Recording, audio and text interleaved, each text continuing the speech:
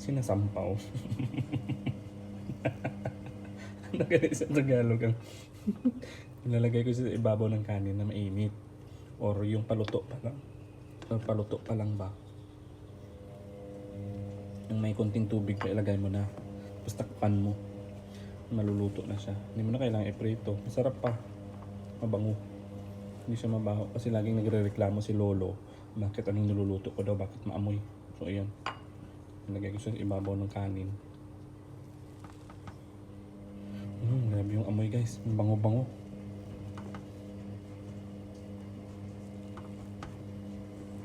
Yung iba kasi nilalagay nila sa mainit na mantika tapos dinadala sa labas.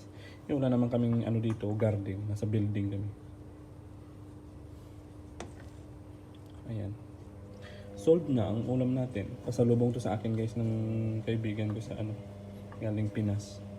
So maraming salamat sa friend ko sa kabilang bahay, kabilang building. Hinalan ako ng tuyo. Iba talaga pag may friend ka. Pag friendly ka talaga, no? Ayan. Goods na yung agahan natin guys. Ayan.